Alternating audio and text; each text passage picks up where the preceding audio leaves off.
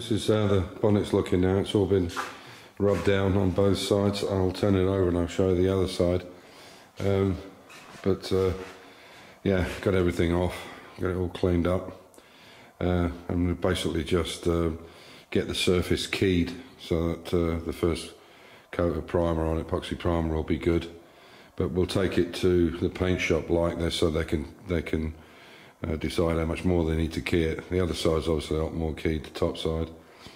And yeah, I'll show you the other side of it. The top side of the bonnet.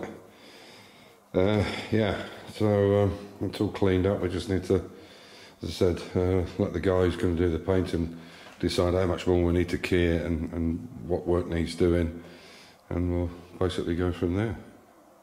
We have to take this body panel off. You can see there's no holes in it because they're obviously all repaired.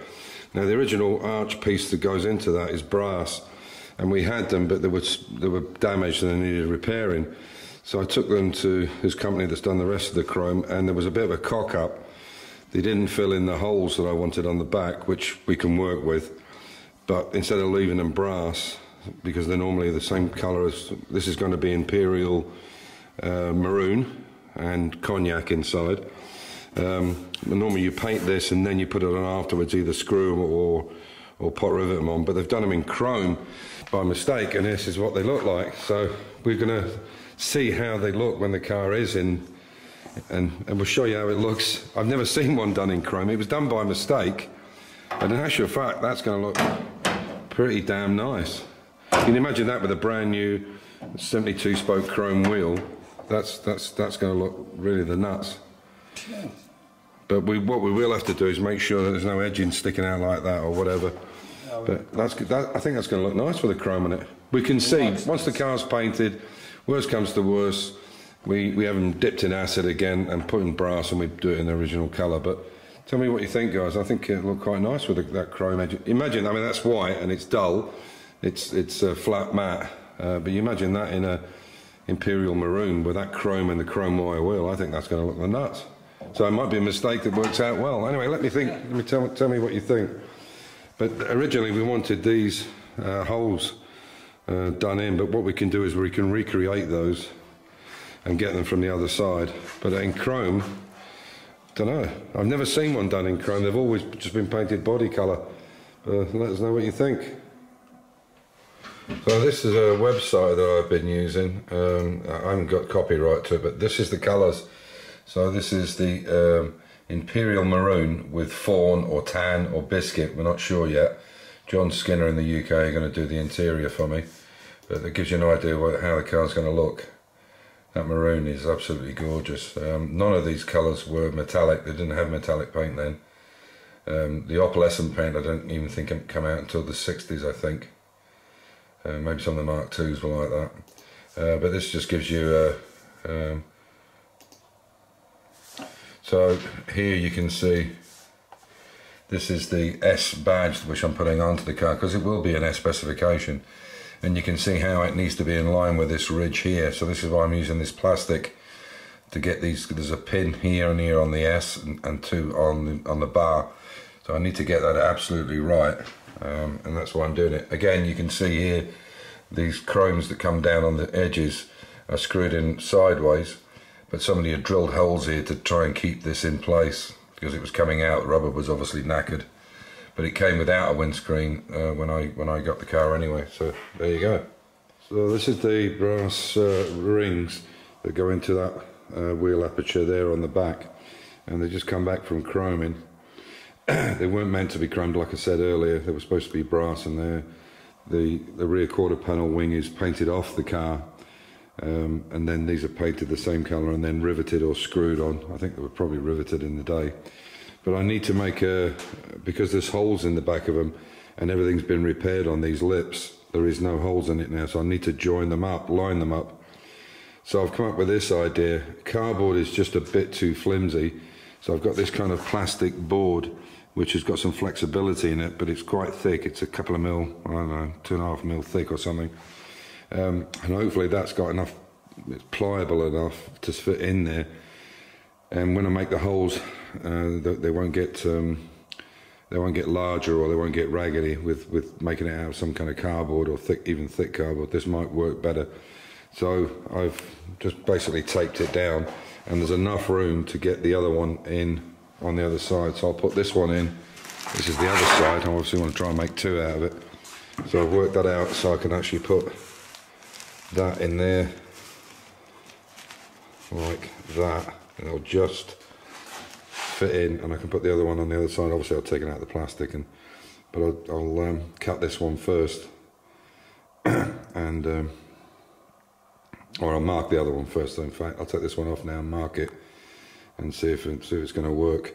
I'm going to use the same material. What's left of this I'm going to also use for here to put the S badges on, which have to line up with that line there. So I've got the chrome cappings back for the top of the door, so I'll put them in first. Then I'll make a plastic piece that fits exactly here, and then I can use that either side, and they should work. There's a piece I've got there, there's another spare piece, but we used it for spraying something. So yeah, so hopefully this will work. It's got to be better than a piece of cardboard. I just hope we can get the holes in the right places. There's so many of them, and we'll see how we go. So I'll bring you back when I've got something else to show you. This is the other side now. I've done it right in line with the edge here, and it looks like I'll be able to get the two out of it, and then the rest of it I could make up for other stuff. It's a lot of cutting, but I think it's the only way to make a solid template to get these holes lined up. We'll take the quarter wings off to put them on, of course, to drill them to make sure they're in the right position, and we'll see how we go. I got this item from SNG Barrett in Holland. This is the lower chrome strip which goes into the rubber. You can see it's quite long, but extremely thin. Obviously there's not a lot to it, and that came in. That was the only piece that came in last week, and it came in that box. So there's my hand, so I'll give you an idea how big the box is. But it's massive, but it wasn't damaged, and that's the whole point. I mean, and they're so expensive, these chrome pieces for the Jaguars, I'm sure for all of them. But that's what it came in. But it was well protected, a lot of bubble wrap in it. But you know, you could probably fit it, 100 in there, I suppose. But you can't complain, it's not damaged at least, that's the main thing. And basically there are all the parts lined up now that were taken back off the car. They're ready for going back on when the car is actually finished. So quite a lot of items. Quite a lot of them going to the paint shop. So yeah, even these boxes for the dashboard, you can get these redone, and they'll remake them for you. They're actually not in bad nick, but by the time you get the inside done, you're probably better off just getting a newer one. So I will get two from John Skinner, who's doing the interior for me. And this is all the chrome that's just come back from Chromers. See all the bits. All this is all original. So it's looking really good. They managed to repair this. Unfortunately, this rear bit for the boot had a break in it, but they've welded it or brazed it, and it's come out really nice. But not cheap to do, but at least I know the parts fit. These side pieces for the windscreen, they had drill holes all over them. I don't know, somebody tried to screw the chrome on, it looked bloody awful, but they're all been done. The top was very badly damaged. So basically I was lucky, the only piece I had to get was the bottom strip, which fits into the rubber seal. And these are also held in by the seal as well as screws. So there we are, I've got it all back. But it looks great, I have to say. Very, very pleased with the finish on it. It really looks the nuts. So this is all original. So the only thing that didn't really come out well was, unfortunately, was that handbrake lever. The top of it is really quite bad, so I'm going to have to put some kind of sleeve on that.